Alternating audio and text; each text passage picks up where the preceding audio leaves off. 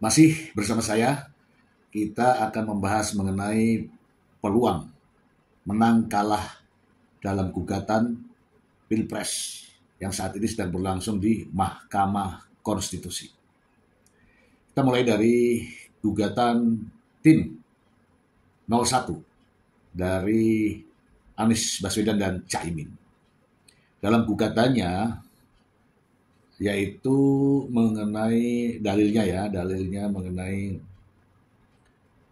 kecurangan, mengenai kecurangan. Yang kedua mengenai TSM, terstruktur, sistematis dan masif. Kemudian yang ketiga adanya pemilihan atau pemungutan suara ulang. Ya, kemudian dari kubu 03 mengatakan bahwa dalam permohonannya agar satu, pasangan Prabowo Gibran didiskualifikasi. Dua, dilakukan pemilihan ulang tanpa 02. Kemudian ada lagi pemilihan ulang tidak ada Gibran di sana. Ya, oke. Itulah semua dalil-dalil yang dimohonkan baik dari pemohon 01 dan juga pemohon 03. Begini teman-teman. Sekarang beredar informasi-informasi liar terkait dengan apa putusan Mahkamah Konstitusi. Saya mulai dari yang pertama. Apa sebenarnya wewenang daripada Mahkamah Konstitusi? Wewenang dari Mahkamah Konstitusi adalah pertama menguji undang-undang terhadap Undang-Undang 1945. Menguji undang-undang, ya. Yang kedua tentang kewenangan antar lembaga negara, ya. Kewenangan antar lembaga negara, contohnya ya kayak KPK dengan kepolisian, dengan kejaksaan terkait dengan kasus korupsi dan sebagainya itu. Disitulah kewenangannya. Menguji kewenangan antar lembaga. Kemudian yang ketiga yaitu pembubaran partai politik. Dan yang keempat adalah memutus perselisihan hasil pemilihan umum. Nah, kita kembali lagi ke dalam Undang-Undang MK ya, yaitu Undang-Undang Nomor 24 Tahun 2003 kalau tidak salah di pasal 75 mengatakan bahwa menerima pemohon terkait dengan permohonan gugatan hasil pemilihan umum yang seharusnya mereka yang memohon itu yang menyatakan bahwa hasilnya seharusnya seperti ini. Dalam pasal 75 juga dituliskan bahwa pemohon harus membawa atau menunjukkan atau menuliskan jumlah suara yang sebenarnya menjadi haknya, gitu ya. Itu pasal 75. Kemudian bagaimana dengan Undang-Undang Nomor 7 tahun 2017 di pasal 475 ya, di pasal 475 ya.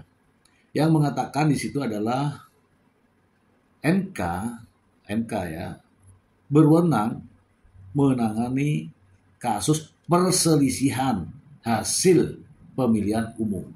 Kemudian di pasal 24 Undang-Undang Dasar 1945 juga mengatur tentang kekuasaan hakim. Ya, kekuasaan hakim itu terkait dengan Pilpres adalah tingkat pertama dan terakhir. Artinya tidak ada di atasnya, tidak ada banding kalau keputusan MK begitu ya. Nah, sekarang melihat lagi dari apa yang dimohonkan oleh tim 01 dan tim 03. Yaitu mengenai kecurangan, diskualifikasi, kemudian TSM, apalagi di sini campur tangan presiden. Dalam sidang kemarin tidak menyebutkan secara signifikan terkait dengan pembuktian yang dituduhkan. Seperti contoh, ya mendatangkan saksi fakta. Namun saksi fakta juga mengatakan bahwa pemenangnya adalah kubu 02. Kemudian terkait dengan adanya bansos, dihadirkan juga Menteri Sosial, juga Menteri Keuangan. Ternyata dalam pembagian bansos itu seluruh Indonesia dan melalui rekening, ya tidak diantar satu persatu. Kalau diantar satu persatu mungkin ada kemungkinan untuk mengatakan ya coblos nomor ini ya, coblos nomor ini ya. Ternyata tidak, karena itu melalui rekening, transfer, dan melalui pos. Nah, bukti ini semua digunakan hakim menjadikan sebagai alasan bahwa terkait dengan bansos tidak bisa dibuktikan dalam proses persidangan, ya. Kemudian terkait dengan perselisihan suara, katanya suaranya lebih besar dari, tidak bisa juga. Oh ya, mempermasalahkan Sirekap. Sirekap tidak digunakan dalam penghitungan ini. Yang penghitungan pemilihan presiden adalah perhitungan secara manual yang berjenjang. Jadi dari TPS ke PPS, kemudian ke kabupaten, kemudian ke provinsi, kemudian nasional, secara berjenjang hitungannya. Jadi tidak melalui alat yaitu Sirekap. Sirekap tidak digunakan. Gitu. Kemudian mengenai diskualifikasi Gibran Rakabuming Raka. MK tidak memiliki wewenang untuk itu. MK tidak memiliki wewenang untuk itu. Memutuskan tentang putusan MK. Gibran Rakabuming Raka bisa mencalonkan sebagai cawapres itu karena putusan MK. Kemudian sidang ini tidak bisa memutuskan bahwa putusan MK itu keliru, tidak bisa. Gitu ya. Jadi banyak nih. Kemudian pihak mereka 01 dan 03 tidak bisa menyajikan suara yang sebenarnya itu berapa. Suara yang menganggap dirinya menang itu berapa, dia tidak bisa. Jadi kalau tidak bisa, tentu saja berdasarkan fakta-fakta persidangan, ya, berdasarkan fakta-fakta persidangan ya. Pemohon 01 dan pemohon 03 tidak dapat menghadirkan bukti permohonannya. Tidak bisa. Kemudian yang berikutnya, dengan tidak bisa membuktikan perselisihan angka, maka disitulah ya permohonan akan ditolak. Kemudian dengan adanya pemohon yang mengatakan TSM, terstruktur, sistematis, dan masif, itu juga tidak bisa. Karena tidak bisa, maka permohonan ditolak. Oke, singkat kata, dari semua yang saya uraikan tadi, saya bisa mengambil kesimpulan. Ya. Nih, satu. Fakta-fakta persidangan. Bukti-bukti yang diajukan ke persidangan tidak dapat membuktikan adanya dalil pemohon yang diajukan ke proses persidangan di MK.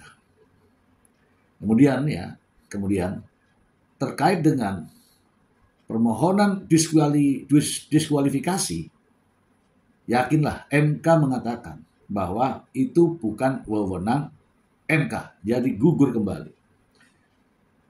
Tidak ada lagi yang dikabulkan. Ya. Saya yakin dan percaya pemohon 01 maupun pemohon 03 gugatannya semuanya ditolak. Karena pertama wewenang MK, yang kedua pembuktian di persidangan ya tidak dapat dibuktikan. Dan MK berdasarkan pada putusan-putusan sebelumnya, jurisprudensi tahun 2019. Kan ada tuh sengketa. Dan yang berikutnya, MK tidak akan memutuskan lain daripada apa yang ditulis dalam undang-undang yang saya bacakan di awal. Wewenang MK, kemudian tugas pokok MK, kemudian sesuai dengan Undang-Undang Dasar 1945. MK tidak akan mengambil resiko besar terhadap putusan yang akan dilakukan. Maka MK akan berlindung pada undang-undang. Undang-undangnya demikian. Maka dia akan memutuskan yang demikian, yang sesuai undang-undang. Kalau MK berani memutuskan yang di luar kewenangannya, maka ini ada terobosan tapi beresiko tinggi. Yaitu MK bisa dilaporkan. Karena apa? Melanggar isi daripada undang-undang. Intinya, permohonan 01 dan permohonan 03 ditolak dan Prabowo Gibran akan menjadi presiden. Demikian.